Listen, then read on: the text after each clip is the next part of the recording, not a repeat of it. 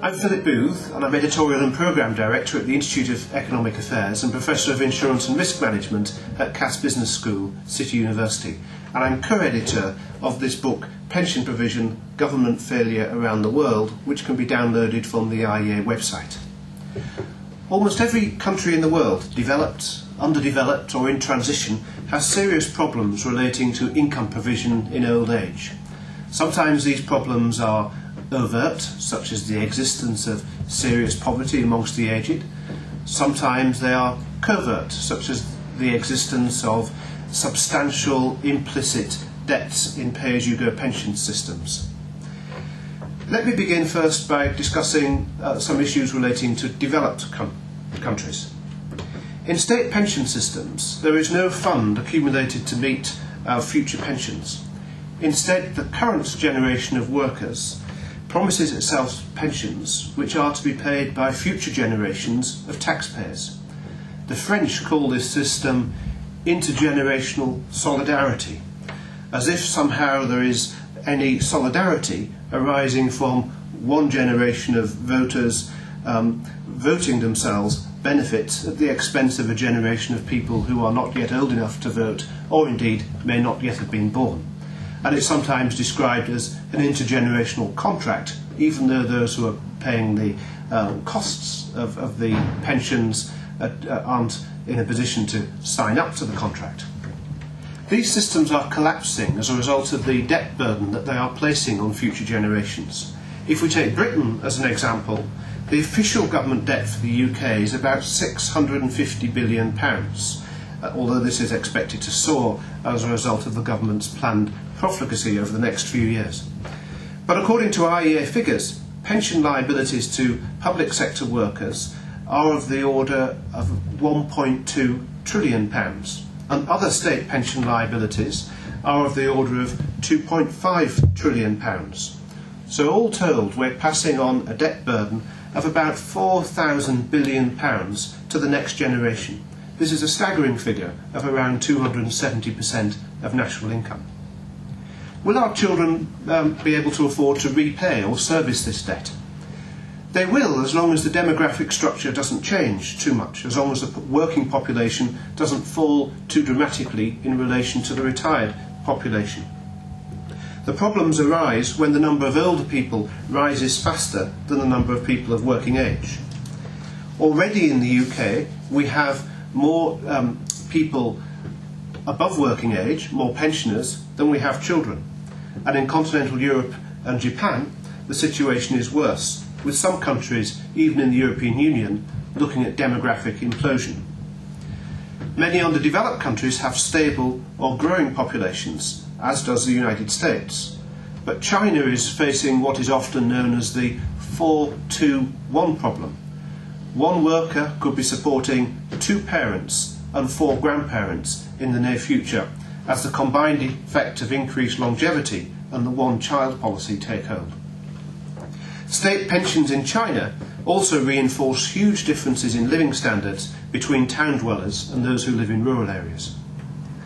So state pay-as-you-go pension systems can be sustained as long as the birth rate doesn't fall. But birth rates are falling, and as we show in this study, there is very strong evidence to suggest that the very existence of state pension schemes tends to lead to lower birth rates because the need for family support in old age is reduced. Not only do state pay-as-you-go pension systems whereby each generation of taxpayers pays the pensions of the retired generation tend to reduce fertility, thus chipping away at their own foundations, they are also extremely difficult to reform. This IEA study shows how powerful voting coalitions that have an interest in maintaining and extending the system are successful in preventing any scaling back of the pension promise. Political parties compete with each other for the increasing proportion of grey voters by offering more generous benefits to the elderly. Now, a popular reform of pay-as-you-go state pension systems is the compulsory savings vehicle. This is often referred to as the Chile model, as it was pioneered in Chile in the early 1980s by the Pinochet government as a replacement for their failing pay-as-you-go system. In Chile, the reform has generally been regarded as a success, so much so that it was adopted by the World Bank as a model for reform in other countries, and then was adopted by other South American countries, former communist countries in Central and Eastern Europe, and also by some African countries. The model basically involves converting pay-as-you-go pensions into individual accounts, which are managed by private companies and invested. In Chile, contributions are compulsory, and there are regulations as to how and where the funds should be invested. Some of these regulations are quite sensible, for example, allowing for greater transparency of funds so that they cannot be misappropriated. However, some are arguably damaging, such as restrictions on foreign investment. In reality, a unique set of circumstances led to the success of the Chilean reforms, and it's not proposed as a model by the authors of this book. In Chile, the government appointed unusually competent advisors, and the dictatorial regime was able to drive through reforms against the vested interests of some of those who were affected. Also, the reform coincided with a range of successful privatisations and an economic boom, which meant that high returns contributed to the popularity of the reforms. The reforms also took place in a country which had relatively well-developed capital markets and a high level of education. So whilst these compulsory savings vehicles can be an improvement on pay-as-you-go state pension schemes, other attempts at Chilean-style reforms have not been so successful.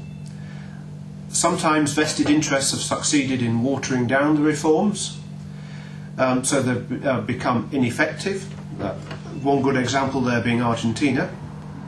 Or the economist structure is simply not suitable for compulsory long-term savings vehicles. A good example here is Nigeria, which has developed a system of individual pension saving accounts which, on paper, looks excellent, but in practice is totally unsuitable for a country such as Nigeria, which has life expectancy below the normal retirement age, a small formal economic sector, and extremely poor protection of property rights and undeveloped capital markets. One problem with compulsory savings vehicles is that they are compulsory. Why should people contribute to schemes, sometimes a quite high proportion of their income, if they do not choose to do so? The assumption underlying compulsory savings vehicles presupposes that the government knows best how much people should save and how they should save, and that a one-size-fits-all solution will work for everybody. The implication is that people are too stupid, myopic, or ignorant to look after themselves and their own families. Yet the findings of this research project suggest quite the opposite. People are actually highly innovative and resourceful at providing retirement incomes for themselves, even in spite of government interference and in sometimes particularly difficult circumstances. And this is true for all income levels in all countries. For example, in poor countries, families often take quite rational and deliberate decisions to make use of the extended family system, often investing in their children's education, with their children reciprocating by looking after their parents in old age, partly financed by the income enhancement that arises from better education. In richer countries, people are similarly resourceful. For example, Hong Kong, until recently one of the few countries without a formal system, has very high levels of savings and relatively high retirement incomes. In the United States, faced with falling government provision, people use a mixture of strategies to provide an income in old age, often actually circumnavigating the formal and approved pension systems. This movement in the United States is very much in spite of government action rather than because of it. So how do we diffuse the demographic time bomb? Well, the editors of this monograph really believe that the so-called time bomb is mainly a government-caused problem. We are living longer and are healthier in old age than any previous generation, and this should be viewed as a good thing. Older people are, in some sense, society's repository of wisdom and experience, and they should be encouraged rather than discouraged to fully participate in the workforce. But for old people not to be a burden, there has to be a sustainable system of pension provision, one that is rooted in economic freedom and which respects the diversity of cultural and economic backgrounds.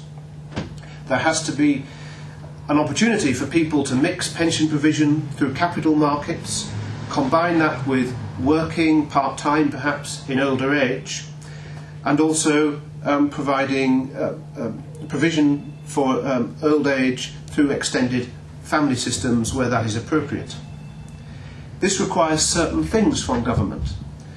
It requires a stable price level and a strong protection of property rights, which in itself will give rise to more sophisticated and developed financial markets and capital markets.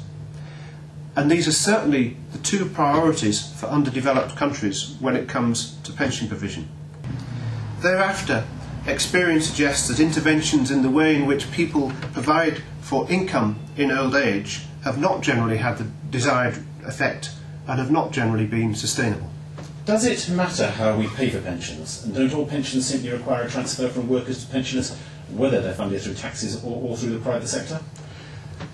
This is a common myth, the idea that any pension can only be paid for by the efforts of people who are working. So it doesn't matter whether people actually have invested pension funds or whether the state provides pensions, because the only source of income for the retired is what is produced by those who are actually working.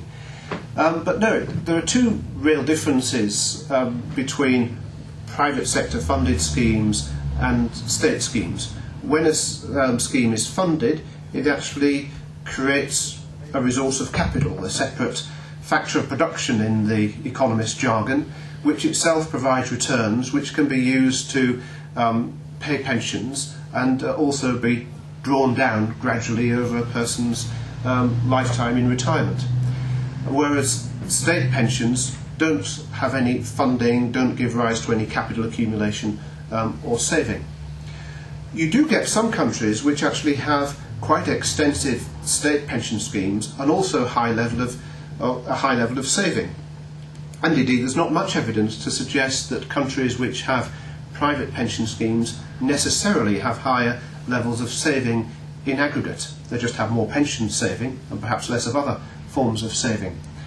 But even so, the argument that there's no difference between state and private sector pensions is invalid, because what is really important is that if people invest in funded private sector pensions, there is a pool of capital which is theirs, over which they have control and ownership. They have property rights in this pool of capital, which can then be used to pay them a retirement income in old age. Whereas with state pensions, they simply rely on a promise that a future government will, at some time in the future, take earnings for one group of people through taxation and transfer them to this other group of people who are retired.